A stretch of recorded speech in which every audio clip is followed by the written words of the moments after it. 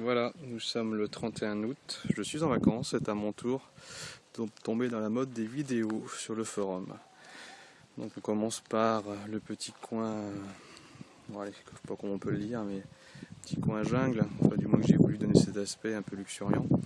Donc on y retrouve donc différentes variétés.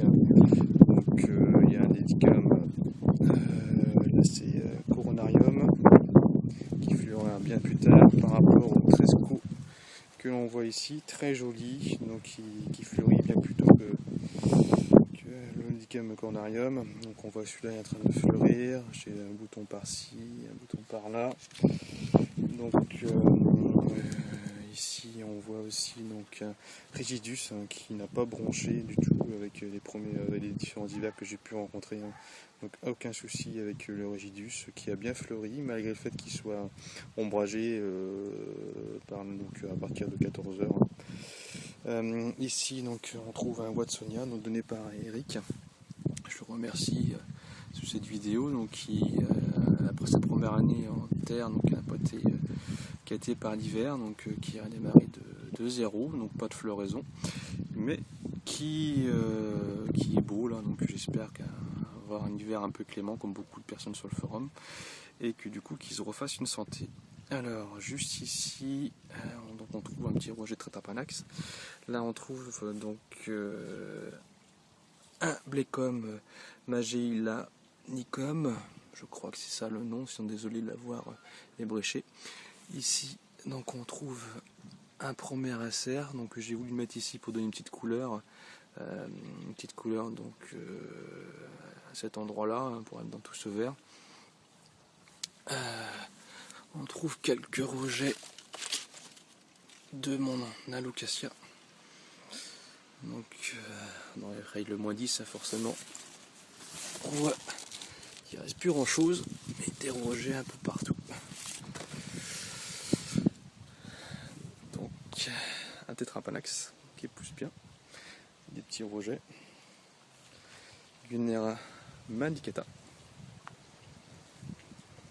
Fatsia japonica. Petit tour vers le premier palmier de cette vidéo, un des premiers palmiers aussi achetés qui a été transplanté il y a maintenant 2 ans, Trachy Wanarius, qui commence à être assez sympa. Un Magnolia, Little, je sais plus trop, donc qui fleurit abondamment donc au printemps et là qui me refait un peu de boutons floraux. Mahé, grand chose à montrer, si je n'ai cette partie là, Féjoa, qui n'ont pas bronché cet hiver.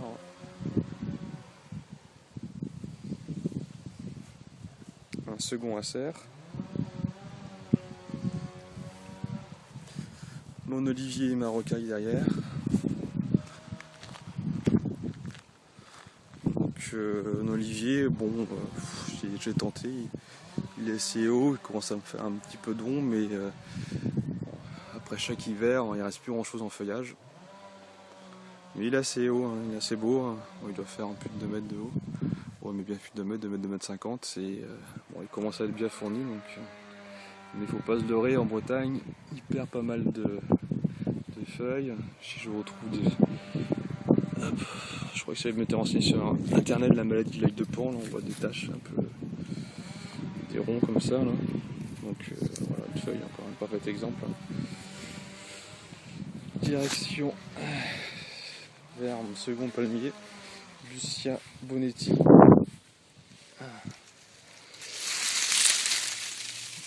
J'avais une réception de sol bien étiolé et très fragile au vent, donc j'ai coupé tout ce que je pouvais et du coup là il commence à avoir un meilleur aspect. Donc j'avais pris en photo, là il n'est pas très joli bien sûr, mais donc un autre Callistémon qui lui est resté en pot, qui a tenu à mon -10 cet hiver malgré qu'il soit en pot et qui a fleuri.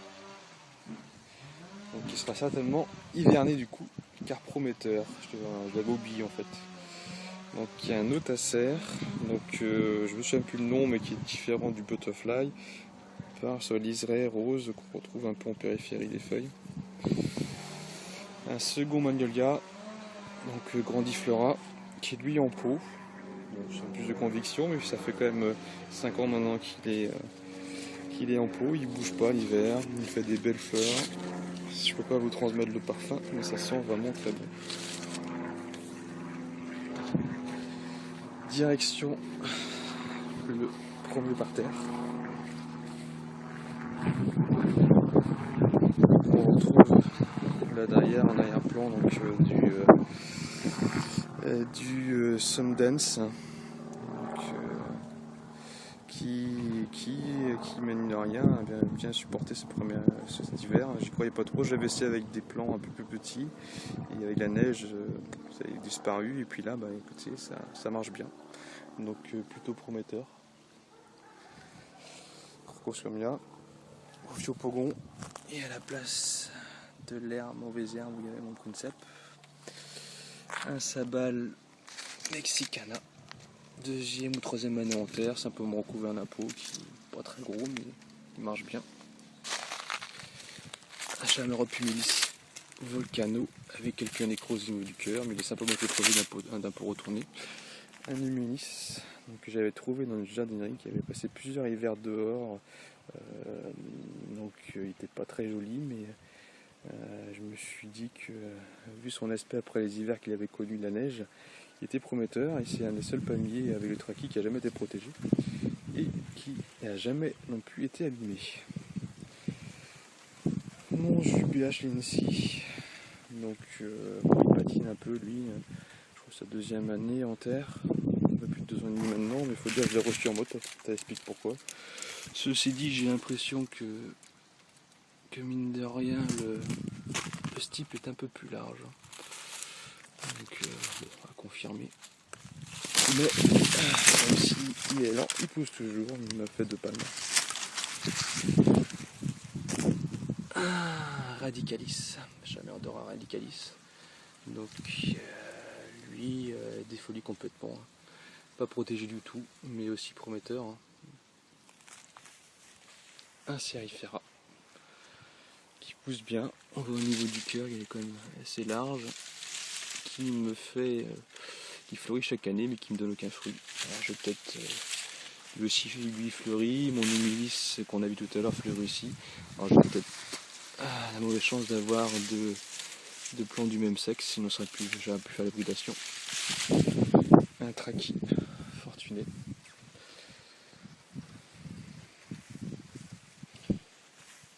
Donc voici un rapido, bon, qui m'a fait une feuille, une deuxième réparation.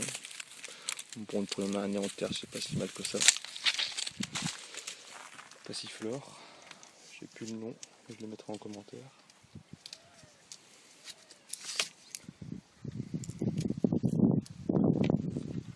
Donc on retrouve des fruits qui sont plus allongés et assez compacts, contrairement à l'autre vendu pour Ulysse, mais qui n'en est pas une. J'avais de gros doutes et Eric du forum me l'a confirmé. Donc j'avais fait des recherches sur internet et il m'a donné un nom que je pensais qui ressemblait beaucoup plus, avec de gros fruits, bien plus gros que ceux qu'on a pu voir tout à l'heure. Mais je sais pas quand les ramasser d'ailleurs. Duo de Traqui Nanus avec la place pour un troisième. Pour la petite histoire, c'est que j'en avais acheté 2 comme celui-là et j'étais pas sûr qu'il passe le premier hiver, donc je mettrai le troisième qui est en pot là. Il y a un autre Nanus que je tiens beaucoup, dont récupéré par un fou qui a une quinzaine d'années si je ne me trompe pas, qui a été transplanté donc cette année, qui sera bien protégé cet hiver.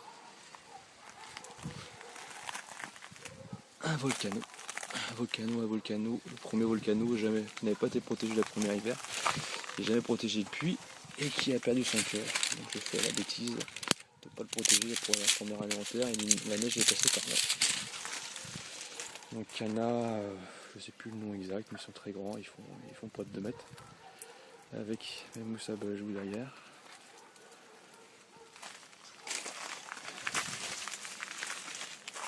Trio de sabal minor, théoriquement.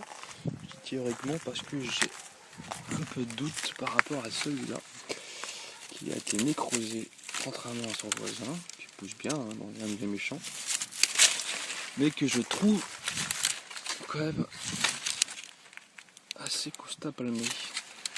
Donc voilà, bon, peut-être que j'ai la chance d'avoir autre chose, permis d'Allah, permis d'écho, ou je prends mes rêves pour des réalités et je n'ai plus ni moins qu'un 3e minor.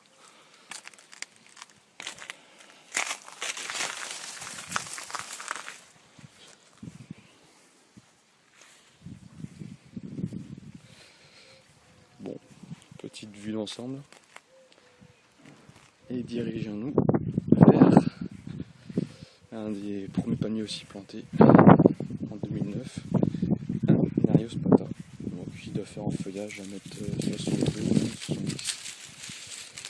Il a bien poussé cette année.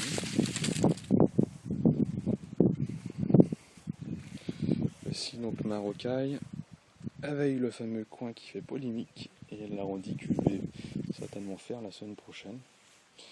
Et du coup dégager la pousse de l'âne pour mettre le même type de gravier dessus. Ça fera. C'est vrai que je cherche à cacher des regards et du coup on voit que ça. Donc là-dessus cette rocaille on retrouve donc un rostrata, reçu racine nue qui commence enfin bien pousser. Un Thompsonania qui lui patine contrairement à son voisin, mais j'ai gratté un petit peu, il y a des racines qui sont sorties, donc il faut lui laisser le temps. Voilà donc un Ferrocactus Amata, si je ne me trompe pas, qui avec un bouton, soleil, un bouton, enfin une fleur, pardon, et quelques boutons un peu partout. Donc il est très à la bourre par rapport à l'année dernière. Dasilarion Werly. Donc Yucca filifera, qui a été simplement protégé d'un pot. Pas très joli, mais bon, il faut lui laisser le temps de s'installer, peut-être essayer de refaire ça. De Yucca Faxonia, Agave Fardiana, qui pousse bien. Seconde Asie, un autre Yucca Faxonia, Agave Filifera, à confirmer, mais bon, on verra bien cet hiver. Peut-être pas là, c'est peut-être pas celle qui va me rester à la fin, j'ai de gros doutes. Donc il y a un autre Dasilarion Texanum, du Sedum. Alors ça c'est une Telasparna, si je me trompe pas, c'est Fire, non c'est pas la Fire Pana, ça c'est la Red Mountain de mémoire. Sinon, qu'est-ce que je peux vous dire de plus sur le plan de la rocaille? Si ça c'est la Neo Mexicana, un autre Dasilarion, un autre Yucca Faxonia, Agave Ovatifolia, Ostrata.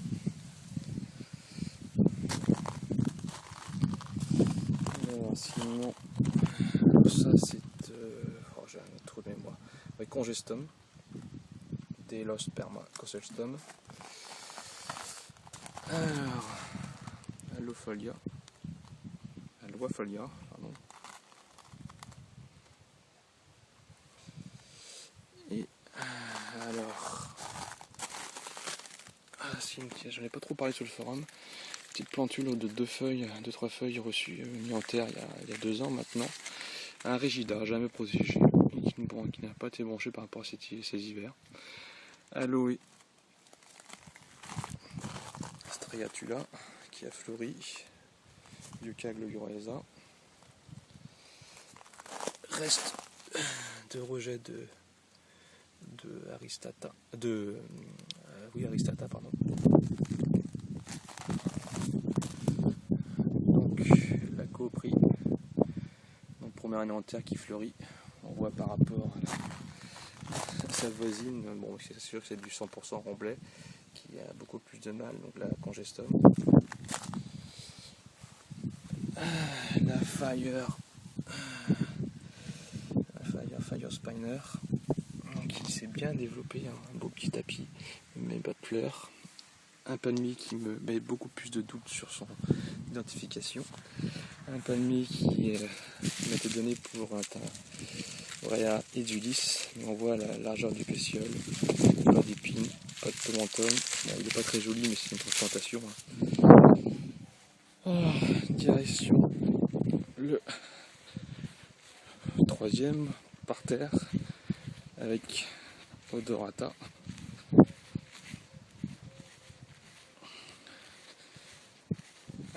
Un minor qui n'a pas branché cet hiver par rapport à celui-là qui a démarré de 0. Et un autre du liste. On entend quand je bouge les feuilles, bien plus coriace, des épines, largeur du pétiole toujours par rapport à mon doigt, donc on voit bien qu'il y a une différence. Je vais mettre dessus, un petit duvet. Coin nurserie avec là c'est du takil, un hybride nanital et trachyvert, un Birmingham, après Cerifera, le Faminanus que je parlais tout à l'heure, un trachy, j'allais dire des bêtises. Je n'ai plus le nom, donc celui-là c'est Lactisectus martianus qui me revient à l'instant. Voilà, enfin bref, la nurserie du Nigra.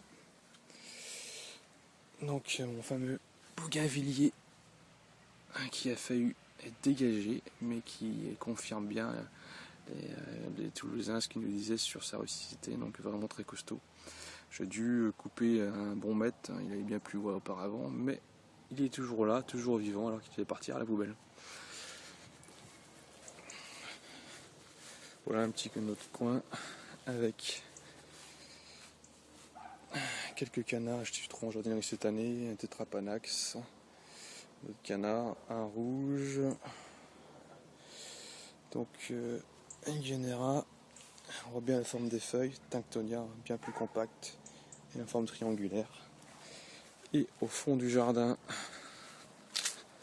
on va trouver des hibiscus. Un autre cadeau qui m'a fait Eric, que je remercie à nouveau. Donc je n'ai plus le nom exact, mais je sais que c'est un hybride qui ça me revient. Alors il y a peut-être je vais peut-être dire des bêtises, il me semble que c'est Paramutabilis croisé avec Syriacus ou Syriacus, je sais plus, Syriacus non. Syriacus forcément. Donc hibiscus Paramutabilis Syriacus. Et un second hibiscus qui sur le point de fleurir, j'ai pas mal de boutons à gauche à droite qui fera une belle floraison rouge. Voilà, quoi vous dire de plus, si ce n'est que j'ai encore beaucoup de choses, beaucoup de projets. Hop, petit coup encore sur la coin nurserie, mais on voit encore un peu partout. Hein. Pas mal de poux, forcément, quand on est fou.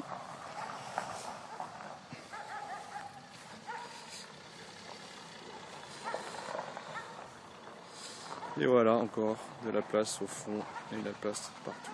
Allez, j'espère que la visite vous a plu.